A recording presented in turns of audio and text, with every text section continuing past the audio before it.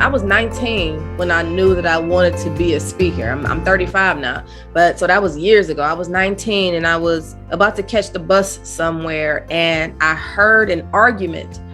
And I turned around, and it was a man and a woman. They were arguing, and he was he was berating her, and he was just in her face and just bullying her.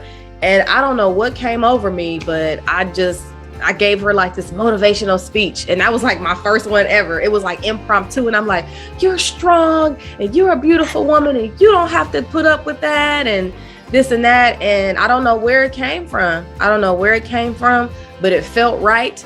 And it felt like she needed to hear that. And I don't know if it's stuck with her to this day or what. I don't know.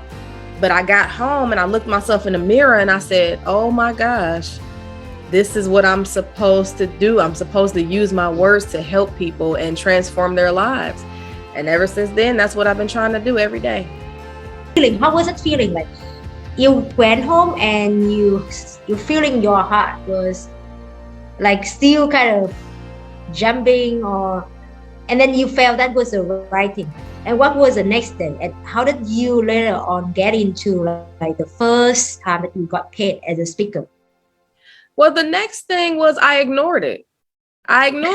Because when you first get that feeling, it's like, nah, it couldn't be real. Like, nah. And I was young, so I didn't know. I ignored it. But then I started to get different signs. And I still had that same feeling of even if I was at church, I don't want to be in the audience. I want to be on the stage. I want to speak. And then I found poetry. Well, I'd always loved poetry, but I just wrote it. I never really started to speak it. So I started to go to open mics where I could get on the stage with a bunch of other people who are not really good, but it's not a contest. It's just self-expression. So I was able to get familiar with the microphone, and I was able to get stage time basically and figure out my voice and figure out what I want to say and kind of get comfortable on stage. But then the more I did it, it was like, okay, 2 minutes, 3 minutes is not enough. I want more. So I started asking to speak places. I started perfecting my poetry, first of all. So I started doing poetry that had a message. So instead of having poems like, I love my boyfriend, he is so cute, he makes me feel like life is a hoot. Instead of doing things like that, I would have poetry like with a message, like a very inspirational, motivational poetry. And once I got good at that, then I started saying, hey, can I give a 5-minute inspirational speech? So I kind of started to slowly get my foot in the door by making the small ask. And then, you start to build your reputation, and then people start coming to you for big opportunities. And joining Toastmasters was a big thing as well, because once I had Toastmasters on my resume, people knew like, okay, she might know a little bit about speaking. You were talking about this kind of small step and connecting the dots somehow. Yeah.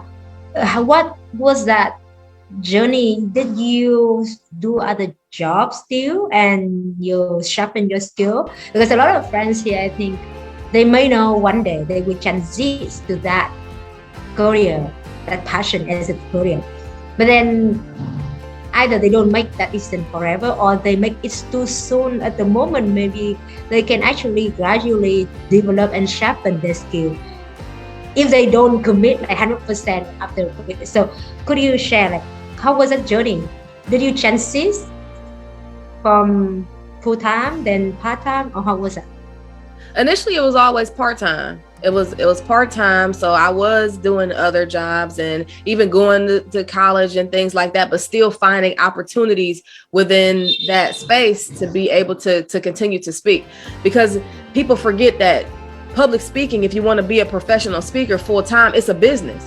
You have to create a business around it. It's not just something that magically happens and you're just going to get all these speaking engagements. It's a business, and you have to have a business model and a business plan and figure out how you want to be able to create this revenue and have these products and services. So it's not just something that you can jump into right now, especially if you don't have a website and you don't have a book and you don't have a following. I would not recommend people just jumping right into it full time unless you have a lot of capital to start with. So that's one. Don't just jump right into it. Do it gradually. Take your time. So when I won the World Championship of Public Speaking, I was a teacher. I was teaching. And once the publicity started to get huge, and once I started to book my calendar for a year or two in advance, that's when it's like, okay, I can do this full time now because I'm booked for the whole month of this, and I had a lot of things coming in. So no, I would definitely recommend to do it part time and just get speaking engagements here and there when you can, because it's not an all day thing. If you go to a conference, you're not speaking for 6 hours. So if you have to work from 9 to 5 and the conference starts at 7:30, go to work, go speak at 7:30. You'll be done by 8:30 and go back home. Lovely.